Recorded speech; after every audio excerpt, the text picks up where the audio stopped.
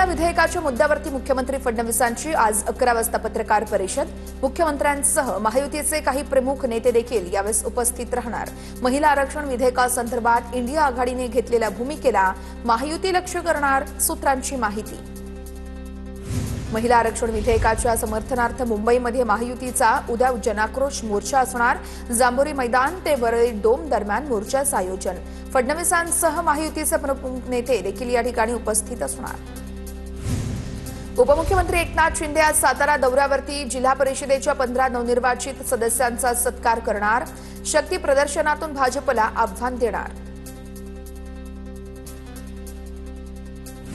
पंतप्रधान नरेंद्र मोदींच्या भाषणातून आचारसंहितेचा भंग झाल्याचा आरोप। सीपीआयचे खासदार संतोष कुमार यांचं केंद्रीय निवडणूक आयोगाला पत्र। भाषणातून जनमतावरती प्रभाव टाकण्याचा प्रयत्न केल्याचा दावा। तात्काळ चौकशी करून कारवाईची देखील मागणी। तर तक्रार करणाऱ्यांच्या पायाखालची वाळू सरकली आहे, आशिष शेलार यांचा पलटवार। देशभरातील लाडक्या बहिणी विरोधकांना धडा शिकवणार। मतदारसंघ पुनर्रचना विधेयक नामंजूर झाल्यानंतर शिंदेंची टीका। राज्याप्रमाणे देशातही लाडक्या बहिणी विरोधकांना धडा शिकवतील, असंही वक्तव्य। महिला आरक्षणाच्या नावाखाली केंद्राचा ढोंग सुरू आहे। पंतप्रधानांना खोटं बोलण्याचा राष्ट्रीय आजार जडलाय। संजय राऊतांचा मोदी सरकारवर निशाणा। तर मोदींना राष्ट्रीय आजार नाही, तर ते राष्ट्राचे आधार आहेत। जनतेनं ठाकरेंचा पक्ष लुळा पांगळा केलाय। नवनाथ बन यांचं राऊतांच्या टीकेला प्रत्युत्तर। भाजपच्या 149 उमेदवारांमध्ये केवळ 15च महिला आहेत, तर राज्यामध्ये 39 मंत्र्यांमध्ये केवळ 4च महिला मंत्री आहेत। महिला आरक्षण विधेयकावरून अंजली दमानियांचं ट्विट। मुख्यमंत्री फडणवीसांच्या विरोधकांवरील टीकेला दमानिया यांच्याकडून आकडेवारी सोबतच प्रत्युत्तर। नवनीत राणा जातीय विष पेरण्यासाठी पोचलेली विषवल्ली। राणांसह अनिल बोंडेंवर गुन्हा दाखल करा। निवडणुकीत लोकांनी त्यांची जिरवली आहे, तरी शुद्धीवर ते येत नाहीयेत। राणांचा एकेरी उल्लेख करत विजय वडेट्टीवार यांची नवनीत राणांवर टीका। तर नवनीत राणा यांच्याकडून वडेट्टीवारांचा चिल्लर असा उल्लेख। काँग्रेसने हिरवे विषारी साप पोसून ठेवले आहेत। नवनीत राणांचा पलटवार। हिरव्या सापांना ठेचण्याचं काम पंतप्रधान मोदी आणि फडणवीस करतील, राणांचं वक्तव्य। काँग्रेसने महिला आरक्षण विधेयकाचा खून केलाय। काँग्रेसमुळे अनेक बहिणी आमदार खासदार होण्यापासून वंचित राहणार आहेत। 70 कोटी महिलांच्या अधिकारांवरती गदा आणण्याचं काम काँग्रेसनं केलंय। बावनकुळेंची काँग्रेसवर टीका।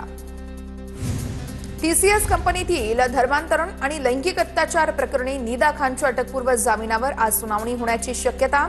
वारंवार लोकेशन बदलून निदाचा तपास यंत्रणांना चकवा। नाशिकमध्ये धर्मांतराचा आणखी एक प्रकार समोर। संशयित आरोपी तंजीर इनामदारला 22 एप्रिलपर्यंत पोलीस कोठडी। एका विशिष्ट धर्माच्या रिवाजातून दारू पाजून तरुणीवरती अत्याचार केल्याचा आरोप आहे। अमरावतीच्या परतवाडामधील तरुणींचं लैंगिक शोषण प्रकरणातल्या आरोपीकडून जप्त केलेल्या 5 पैकी 3 मोबाईलचा डेटा रिकव्हर झालाय। फॉरेन्सिक लॅबनं डेटा रिकव्हर केलेला आहे। परतवाडा प्रकरणातील आरोपी अयानचे इंस्टाग्राम पेज ट्रेंडिंगवर आहे। 6 दिवसातच अयानचे 4000 फॉलोअर्स वाढलेत। गुन्हा दाखल झाल्यानंतर अयानचे फॉलोअर्स वाढल्याचं सांगितलं जातंय। ब्लॉगर असल्याची बतावणी करून मुलींसोबत हा अयान मैत्री करायचा। पोलीस तपासात धक्कादायक माहिती समोर आली आहे। नाशिक, अमरावती, मुंबईत शाळेच्या नावानं स्कूल जिहाद सुरू आहे। भाजपचे नेते किरीट सोमय्या यांचा हा आरोप आहे। बाहेर शाळेचा बोर्ड लावायचा, आतमध्ये मशीद उभी केल्याचा आरोपही सोमय्यांचा आहे। अनधिकृत शाळा उभारण्यामागच्या हेतूची चौकशी व्हावी, अशी ही मागणी आहे। अकोल्यामध्ये लव्ह जिहादनं पुन्हा एका तरुणीचा बळी घेतला। भाजपचे खासदार अनिल बोंडेंचा खळबळजनक आरोप आहे। तरुणी जळालेल्या अवस्थेत सापडली आहे। पीडितेचं धर्मांतरण करून नाव बदलल्याचाही आरोप बोंडेंनी केलाय।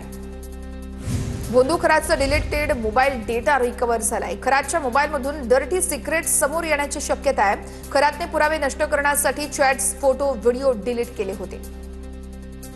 भोंदू खरातला 5व्या गुन्ह्यात 5 दिवसांची पोलीस कोठडी। खरातची 23 एप्रिलपर्यंत पोलीस कोठडीत रवानगी।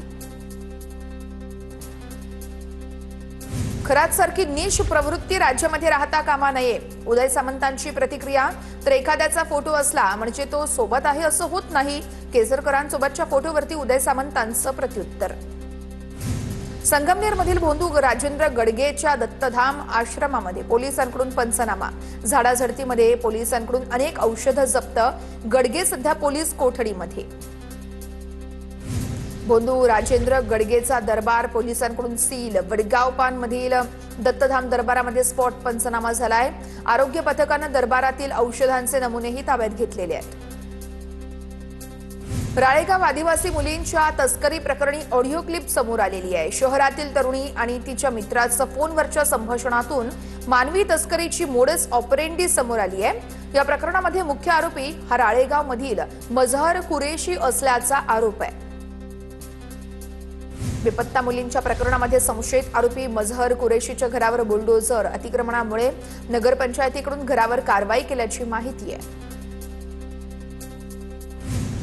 नाशिकमध्ये एकाच वेळेस 6 एसआयटी स्थापन, भोंदूखरात टीसीएस धर्मांतरण शालार्थ आयडीसह 6 मोठ्या गुन्ह्यामध्ये राज्याकडून विशेष तपास पथकाची स्थापना, तर धर्मांतरण प्रकरणी केंद्रीय महिला आयोगाच्या पथकाकडून टीसीएस कंपनीतही तपास। नाशिक धर्मांतर प्रकरणी कंपनीमध्ये भरती केलेल्यांच्या कागदपत्रांची चौकशी केली जाणार आहे। टीसीएस मधील उच्चपदस्थ सूत्रांची माहिती आहे। धर्मांतर प्रकरणी कंपनीमध्ये आणखी काही दुवे असण्याच्या शक्यतेने तपास केला जाणार आहे। टीसीएस कडून महाराष्ट्रामध्ये भरती थांबवल्याचंही वृत्त आहे। धार्मिक चालीरीतींचे पालन करण्याचा कार्यालयातील तरुणींवर दबाव आहे। नागपुरातील एनजीओ चालक रियाज काझीला मानकापूर पोलिसांकडून अटक करण्यात आली आहे। एनजीओ चालक रियाज काझीवरती 2 वर्षांपूर्वी तरुणीचा विनयभंग केल्याचा आरोप आहे। गोरेगाव ड्रग्ज प्रकरणातील आरोपींना आज न्यायालयामध्ये हजर केलं जाणार। 5 आरोपींना न्यायालयीन कोठडी तर उर्वरित 3 आरोपींना आजपर्यंत पोलीस कोठडी सुनावण्यात आली होती। विश्वाचं संविधान हे वेद आहेत, गोविंदगिरी महाराज यांचं वक्तव्य। नागपूरमध्ये आयोजित एका कार्यक्रमामध्ये गोविंदगिरी महाराज यांनी हे वक्तव्य केलंय। अजित पवार विमान अपघात प्रकरणातील कर्नाटक पोलिसांचा 0 एफआयआर आता महाराष्ट्र सीआयडीकडे वर्ग। दादांच्या विमान अपघात प्रकरणी अद्याप गुन्हा दाखल नाही, तपासाची व्याप्ती वाढणार। सोन्याच्या जेजुरीसारखी बारामती घडवली ती आम्ही जपणारच। दादांच्या आठवणीमध्ये आजही बारामतीकरांच्या डोळ्यात अश्रू आहेत। बारामती स्पोर्ट्स क्लब परिसरात मॉर्निंग वॉकच्या वेळेस सुनेत्रा पवार यांचा नागरिकांसोबत संवाद। बारामती आणि राहुरी पोटनिवडणुकीच्या प्रचारार्थ मुख्यमंत्री फडणवीस मैदानात आजपासून 2 दिवस प्रचार करणार। बारामतीत सुनेत्रा पवार तर राहुरीमध्ये अक्षय कर्डिले यांना उमेदवारी। सुनेत्रा पवारांच्या प्रचारासाठी जय पवार यांच्या गावभेट दौऱ्याला सांगवी गावातून सुरुवात। गावभेट दौऱ्यादरम्यान जय पवारांनी ग्रामस्थांसोबत साधला संवाद। ॲडव्होकेट गुणरत्न सदावर्तेंचा वादग्रस्त वक्तव्यांचा सिलसिला अजूनही कायमच आहे। सदावर्तेंकडून प्रताप सरनाईकांचा गांडूळे असा उल्लेख। अहिल्यानगर शहरामध्ये विराट हिंदू संमेलनाचं आयोजन। सुरेश चव्हाण यांची शरद पवारांवर खालच्या भाषेत टीका। पवार हे एकादशीच्या दिवशी मटण खातात असाही आरोप। मराठी न येणाऱ्या तरुणावरती म्हाडाचे उपाध्यक्ष संजीव जयस्वाल संतापले। तू घुसखोर असशील तर तुला इथूनच उचलून घेऊन जाईन। भाषणादरम्यान पोस्टर दाखवणाऱ्या तरुणाला जयस्वाल यांची धमकी। एखादा सनदी अधिकाऱ्यानं असं वागणं योग्य नाहीये। मराठीवरती जयस्वालांची भूमिका अयोग्य आहे। मालकासारखे वागू नका, रहिवाशांची माफी मागा। भाजपचे आमदार प्रवीण दरेकरांचं म्हाडा उपाध्यक्ष संजीव जयस्वाल यांना दरेकर यांनी झापलेलं आहे।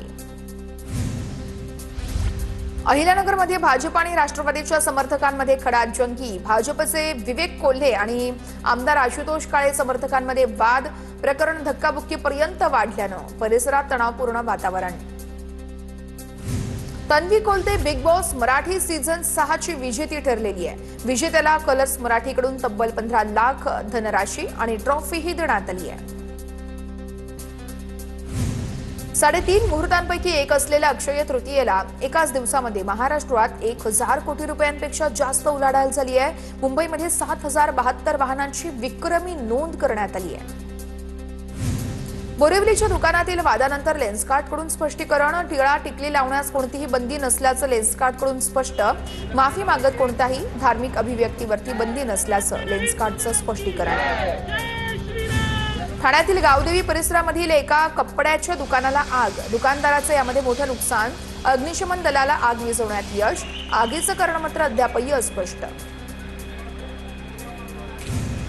पुणे शहरामध्ये 8 विविध प्रकरणांमध्ये नागरिकांची 1,70,00,000ची फसवणूक. शेअर मार्केट, इन्शुरन्स आणि मनी लॉन्ड्रिंगच्या नावाखाली इथं फसवणूक झाली आहे. वाघोली, धनकवडी आणि अनंतनगर परिसरातील रहिवाशांना लुटलंय. पोलिसात गुन्हे दाखल करण्यात आलेले आहेत. 350 वर्षाची परंपरा असलेल्या बुलढाण्यातील भेंडवळचा पहिला अंदाज समोर आलाय. वाघ महाराजांकडून देशाचे पंतप्रधान कायम राहणार असल्याचं भाकीत, तर कापूस, ज्वारी आणि अंबाडी पिकं जोमात येणार. मात्र तिसऱ्या महिन्यामध्ये अतिवृष्टीच्या धोक्यानं यावेळेस चिंता व्यक्त केली जाऊ शकते, असंही भाकीत इथं सांगण्यात आलेलं आहे. पश्चिम महाराष्ट्र, खानदेश, मराठवाडा आणि विदर्भाच्या काही भागांमध्ये आजपासून 22 एप्रिल दरम्यान पावसाची शक्यता आहे. विजांच्या कडकडाटासह काही भागात गारपीट होण्याचा अंदाजही वर्तवला जातोय. मुंबईमध्ये आजपासून 5% पाणी कपात. जलबोगद्यांच्या क्लोरीकरणामुळे आजपासून 27 एप्रिल दरम्यान पाणी कपात असेल. कुर्ला, चेंबूर, घाटकोपरसह दक्षिण मुंबईतील अनेक भागांमध्ये पाणी कपात लागू होणार आहे. पालिकेकडून नागरिकांना पाणी जपून वापरण्याचं आवाहन केलं जात आहे. पुण्याच्या इंदापूर तालुक्यात काही भागात मेघगर्जनेसह अवकाळी पावसाची हजेरी. कांदलगाव, सरडेवाडी, हिंगणगाव यासह उजनी पट्ट्यामध्येही पावसामुळे शेती पिकांचं नुकसान होण्याची भीती आहे. नांदेडच्या भोकर तालुक्यातील जाकापूरमध्ये वादळी वाऱ्यासह पाऊस. वादळी वाऱ्यामुळे लग्नाचा मंडपच उडाल्याची घटना घडली आहे. वधूवरासह पाहुण्यांची देखील मोठी धावपळ झाली आहे. रायगड जिल्ह्यामध्ये अवकाळी पावसाला सुरुवात. अवकाळी पावसामुळे शेती पिकांचं मोठं नुकसान होण्याची भीती आहे. पावसामुळे शेतकरी राजा हवालदिल झालेला आहे. कोल्हापूरच्या ग्रामीण भागात वादळी वाऱ्यासह गारपीट. शिरोळ तालुक्यातील जयसिंगपूर आणि दानोळीमध्ये गारांचा पाऊस पडलेला आहे. सोलापूरच्या अक्कलकोटमध्ये देखील गारपिटीसह मुसळधार पाऊस झालाय. बोरेगाव, हन्नूर, दर्शनाळ या गावांना पावसानं झोडपलंय. दर्शनाळ येथील अर्जुन गाडेकर या शेतकऱ्याच्या घरात पावसाचं पाणी शिरल्यानं गहू, ज्वारी, कांदा पिकं भिजून गेली आहेत. अकोल्यामध्ये तापमानाचा पारा 45 अंशांवर, तर जिल्ह्यामध्ये वाऱ्यासह जोरदार पावसाची हजेरी. वाढत्या तापमानामुळे अकोलेकरांच्या अंगाची अक्षरशः लाही झाली होती. पावसामुळे मात्र अकोलेकरांना उकाड्यापासून काहीसा दिलासा मिळालेला आहे. टिटवाळ्यामध्ये ड्रग्ज रॅकेटचा भांडाफोड झालाय. कल्याण ग्रामीण पोलिसांचा ड्रग्ज रॅकेटवर छापा. अँटी नार्कोटिक सेलच्या सापळ्यात ड्रग्ज क्वीन अटकेत आहे. छापेमारीमध्ये 5 कोटींच्या एमडी ड्रग्ज गोळ्या जप्त करण्यात आलेल्या आहेत. बीडच्या परळीतील सावरगाव पाझर तलावानं तळ गाठलेला आहे. पाझर तलावावरती अनेक शेतकरी अवलंबून आहेत, पण पाण्याअभावी पिकांना योग्य वेळी पाणी देता येत नसल्यानं उत्पादन घटण्याची शक्यता आहे. जळगावच्या मुक्ताईनगरच्या पूर्णा नदीच्या पाणी पातळीमध्ये 10% घट झाली आहे. हतनूर धरण क्षेत्रात पाणी पातळी 7% घटली आहे. वाढत्या उष्णतेमुळे पाणी पातळीमध्ये घट झाली आहे. जालन्याच्या सोमठाणे प्रकल्पातील पाणीसाठा 48% आहे. वाढत्या उन्हामुळे दर आठवड्याला साठ्यात 4% घट होते. यामुळे बदनापूरसह 20 गावांवर टंचाईचं संकट ओढवण्याची दाट शक्यता आहे. बीड जिल्ह्यामध्ये 1265 पाणी पुरवठ्याच्या योजनांपैकी 396 योजना पूर्ण आहेत. 867 योजना अजूनही अपूर्णच आहेत. अपुऱ्या पाणीपुरवठा योजनांमुळे जिल्ह्यामध्ये पाणी टंचाईचं सावट आहे. योजना अपुऱ्या ठेवणाऱ्या कंत्राटदारांना काळ्या यादीमध्ये टाकण्याचा जिल्हा परिषद सीईओंचा इशारा आहे. जळगावच्या वरण गावामध्ये वीज पुरवठा खंडित होत असल्यानं पाणीपुरवठ्यावरती परिणाम. नगराध्यक्ष सुनील काळेंचं महावितरण कार्यालयाबाहेर ठिय्या आंदोलन. नाशिकच्या देवळा तालुक्यातील मेशीत जगदंबा माता यात्रोत्सवानिमित्तानं 12 गाड्या ओढण्यात आलेल्या आहेत. अक्षय तृतीयाला दहीहंडी फोडून यात्रेची उत्साहात सांगता झाली आहे. पंचक्रोशीतील भाविक मोठ्या संख्येनं या यात्रेला हजेरी लावत असतात. गोंदियामध्ये भगवान परशुराम जन्मोत्सवानिमित्त भव्य मोटारसायकल रॅलीचं आयोजन. नागरिकांनी पारंपरिक वेशभूषा करत मोठ्या उत्साहामध्ये या मोटारसायकल रॅलीमध्ये आपला सहभाग नोंदवला होता. रॅलीची सुरुवात परशुराम मंदिरातून करण्यात आली आहे. जळगावच्या सराफ बाजारामध्ये गेल्या वर्षीच्या तुलनेमध्ये सोन्या आणि चांदीच्या दरात मोठी वाढ झाली आहे. सोन्याचे दर जीएसटीसह 1,57,000 रुपये, तर चांदीचे दर जीएसटीसह 2,67,000 रुपयांवर पोहोचले. त्यामुळे अक्षय तृतीयेच्या मुहूर्तावरती सोनं चांदी खरेदी करताना महिलांचं बजेट काहीसं कोलमडलंय.